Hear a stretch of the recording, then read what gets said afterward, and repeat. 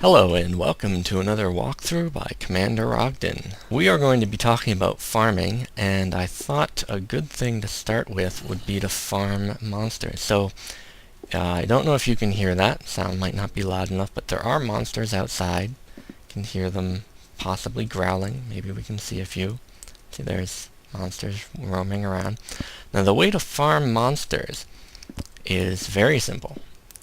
Simply go downstairs and you go to sleep. And when you wake up in the morning, the monsters will be on fire. So let's see. Where are they? Okay, so you can see one. There's a zombie burning over there. Unfortunately, there are no skeletons, and the skeletons are the ones that we want to farm because they carry arrows. But see, there he goes. He just died. Just died right now. And we're going to run over there, pick up his materials. So there we go, we've just farmed a zombie, and we didn't have to do anything. So that's why you don't need to worry about skeletons, and the only thing you need to worry about is spiders and creepers. So we'll take a look now at building our structure. So I'll gather up my materials and we'll go at it. The structure we're going to be building is a greenhouse. So that's why we've got our cobblestone foundation here, and we've got our glass panes that we're ready to set up. And you just set them up the way that you would do a window. Now what you need to do is connect them to each other. So you just click on the edge, and you just keep building this line out. So you can put them on top of each other as well. That's the unique thing about glass, and there it goes. It's up there. Oh. And there we go. You keep pushing it out. And eventually we're going to enclose this entire area. Now what we're going to be growing in here is sugarcane, which grows up to 3 high. So we want our ceiling here to be at least 4.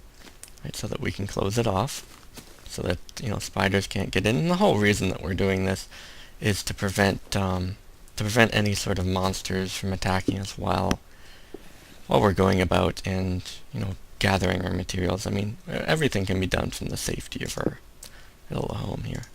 So that is up 4 spaces. So I'll go over making the roof here. I'm not gonna design the whole structure, but I'll show you what the starting structure will look like. So number 4 is the ceiling, right? And that's when you start getting that weird shape. But that's what it's going to look like. So it's going to be a greenhouse. It's going to cover the entire area around here, and it will make it so that we can grow our sugarcane inside of here, and we can gather it without fear of monsters attacking us. So what I'm going to do is I'm going to close this down. I'm going to finish this off. You can see the final product, and then we'll go over how we make our sugarcane. And here we have it. This is our greenhouse, and as you can see, it's still lit. It's important that you have the torches around here because monsters can spawn in this area. And in the daytime, this will be plenty lit, giving time for things to grow. So what I'm going to do then is I'm just going to head to bed, and when we get back, we'll talk about why I designed those little things there and what we're going to do with them. Alright, it is morning now, and we are going to go over what we need. So first thing that we will need is some iron, because we're going to make ourselves a bucket, although I already have one. We'll need sugarcane, because we'll need to plant that. And although I don't actually recommend it, we're going to be planting some seeds as well. Those will make us wheat. And then I'll go over to the location I'm going to till. Now we probably also need a hoe, and I'll show you how to make that.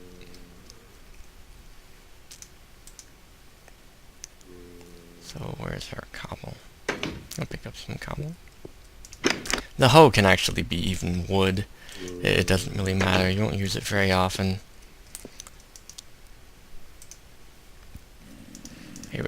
So, just like any other tool, gravel. Damn it.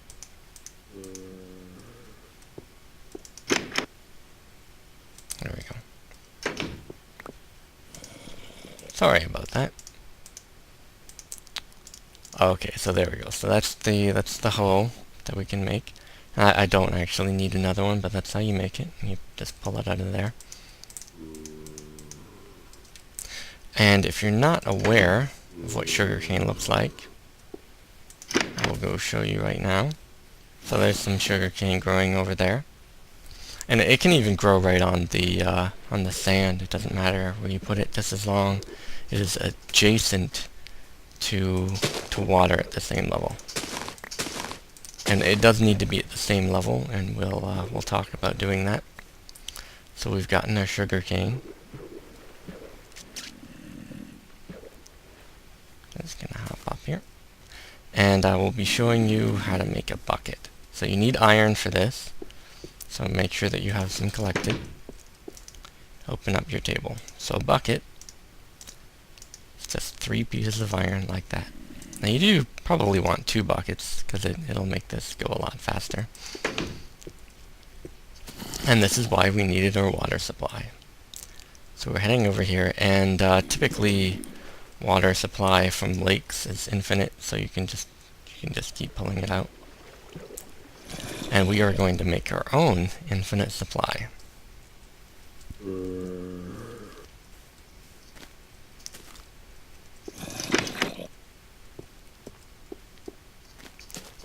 Okay, so you see this shape here.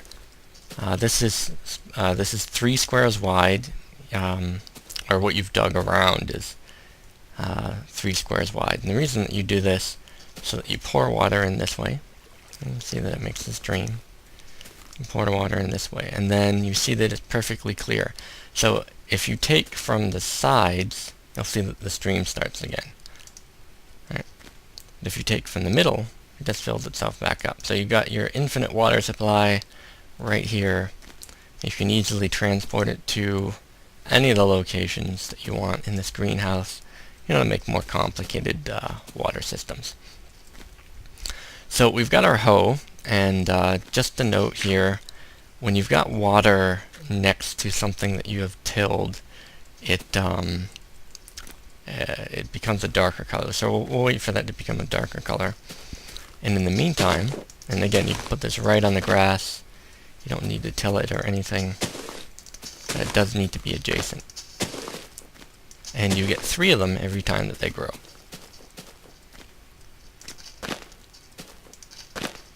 So you actually notice that I can't put it on tilled land. Water does not work that way. Or sorry, the sugarcane does not work that way. So you need to put something else if you've got something that is tilled there.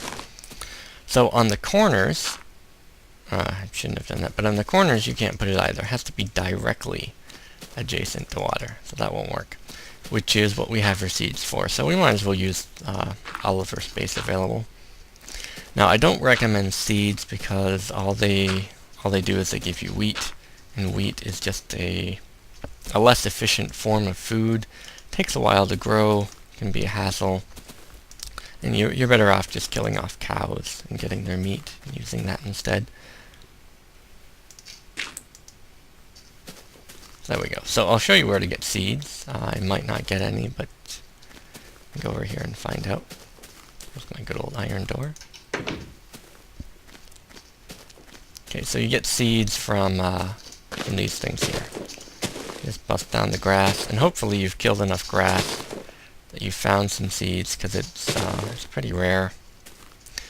Fortunately, when you finish getting all of your wheat, well, that's too bad, I'm not going to find it, but when you finish the wheat and it is grown, and you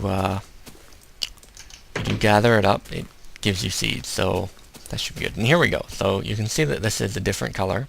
It doesn't need to be directly adjacent. In fact, it can be 4 squares out. It doesn't even have to be on the same ground connected, which kind of seems a little bit odd. I don't know, maybe he'll fix it, maybe he won't, but You know, you can make more intricate farming systems, but for now, since seeds are not very efficient forms of food, let's leave them like that. Well, here we are, a few Minecraft days later, and our farm seems to be doing nicely here. So this here is the finished product of wheat. This is what wheat looks like when it's done. These are the varying different stages. So if you break one of these, it can give you seeds, but it won't give you wheat unless you break the finished product. So you break the finished product and you get one wheat. There's a chance that it can drop seeds. See my inventory, got some more seeds. And if you break the other ones, unless you plant them immediately, they can drop seeds too, but they have to be stage, I think, 3 or something like that. However, there is a quick way to grow these plants, and we've got our bone meal out that we used on those mushroom houses, and you right click, and there it is. You have instant wheat. So if you need to build your farm quickly, you can do that. And here's a sugarcane, and you get 3 of them each time, and you can just replant it, and you're good to go. Now, the reason that this is elevated is if you, and this is decaying as well, if you walk on tilled ground often enough, it has a chance to revert back to normal dirt. And if you walk on your plants and it reverts to normal earth, they will be destroyed. So you want to make sure that this is elevated so that you're not walking on top of it. So what I'm going to do is I am going to go find myself a cow so I can show you some of the products that you make with these items.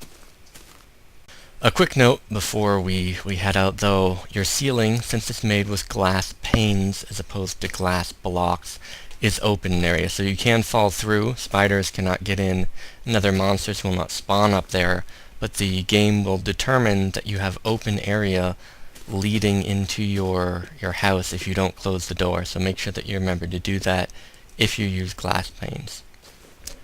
Well, we have found some cows here, and as you can see, I've already got a couple buckets of milk, and we need 3 of them in order to make cake. Now, it's sometimes difficult to get cows to give you milk. You right click on them, not left, and your bucket will fill up, but you might need to try a few times. They do have an infinite supply though, so just go ahead and keep cooking. So I'm going to I'm actually just going to put down the workbench so we can get right at this. So let's go over the cake that you can make. And you can see I've already got a couple cakes ready in our inventory. I need sugar. About that. So the items that we make, sugarcane, make sugar. And you need 2 sugar for cake. It also makes paper. So it makes 1 paper per sugarcane piece that you have, which is a really good ratio. And paper is used for making maps, used for making bookshelves. It's got some interesting uses. And wheat can make bread. There's your bread. And wheat is also used in making cakes. So you need to find eggs, and chickens drop them randomly. You can find them by chicken spawns. In fact, you can even farm chickens by just leaving them in an area and letting them drop their eggs. So there is the cake, and as you can see here, it does not stack. So it's not a very good material, or not a very good product to use to keep your hunger up. And as you can see, you keep the buckets, so you don't lose them, but it still is a pretty hefty starting price of 9 iron to get this going. And cakes are not eaten like regular items. And you can attack with the cake, but you put the cake down on the ground there, and then you eat pieces of the cake. And cake does not stack on top of other cakes, so you can't make houses out of cake, but you just eat the cake by right-clicking. Now you see I'm full already, so I can't eat any of the cake. But so that's how you eat cake, and that's how you make products using a farm.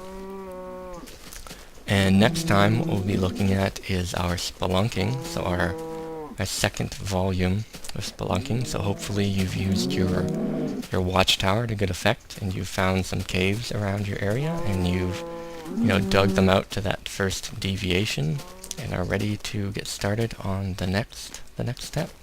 So this was a walkthrough on, I guess, farming and farming products. As Commander Ogden, thanks for watching.